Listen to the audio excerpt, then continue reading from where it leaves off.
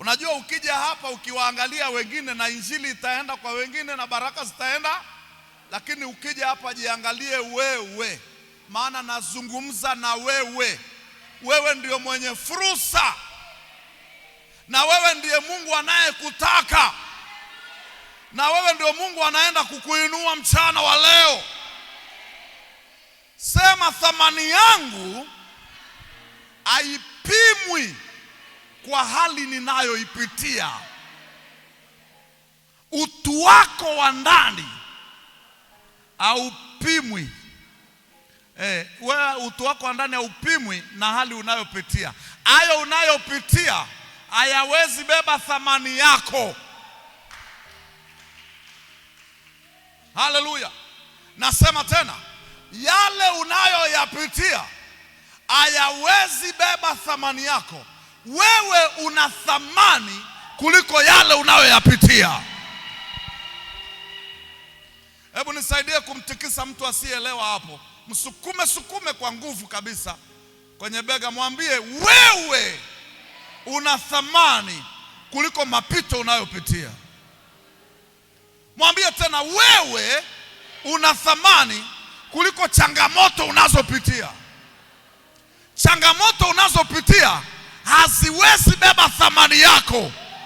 Mahali usimamapo wewe, pana muonekano kuliko mapito unayopitia. Haleluya. Kuna watu wanatembea wanahisi kwamba wamefulia. No. Yale unayopitia hayawezi linganishwa na thamani yako. Thamani yako, hiyo ndio heshima yako. Hiyo ndio hatua. Hiyo muonekano wako haumzuii rais kuomba kura yako. I'm telling you. Kwani rais huwa anaombaga kura kwa sababu ya muonekano ulionao? Anasema kila Mtanzania anapaswa kupata kadi ya kupiga kura, kitambulisho cha kupiga kura. Maana yake anayehitajika sio mapito yako, anayehitajika ni wewe, na wewe ukijijua ndiye unayehitajika mchana wa leo kwa jina la Bwana.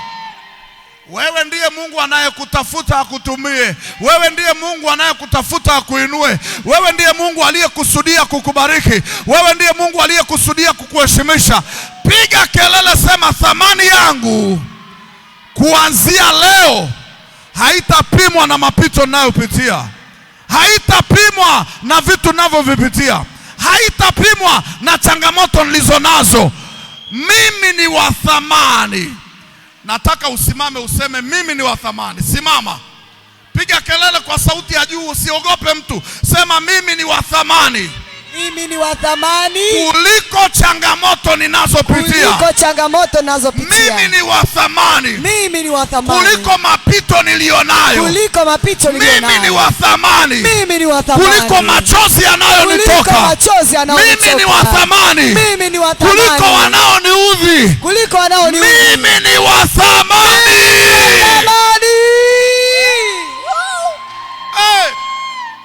Usitembee kama mtu ambaye anaumwa kifaduro. Wewe ni wa thamani mbele za Mungu na mbele za jamii, mbele za Mungu na mbele za serikali.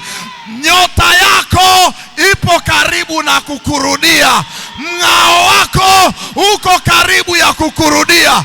Sema, mimi ni wa thamani. Mimi ni wa thamani. Haleluya. Amen. Unaweza kuketi ukiwa unajijua mimi ni wa thamani. Amen.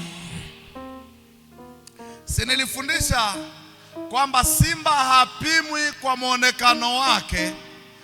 Simba anapimwa kwa kile alichokibeba, yaani ule utu wake wa ndani. Kuna watu hapa wamebeba utajiri wa ajabu ndani yao, lakini mapito wanayopitia na muonekano wanaotembea nao, mpaka ule utajiri ulioko ndani yao umefifishwa. Niko hapa niseme ule utajiri utaanza kutokea, maana ule ni utu wako wa ndani, na ule utu wako wa ndani una thamani kuliko mapito unayopitia. Hilo ndilo unapaswa ulipokee zaidi katika jina la Yesu Kristo aliye hai. Mtu mmoja amguse mtu, amwambie unaelewa. Naelewa. Anasemaje? Anaelewa.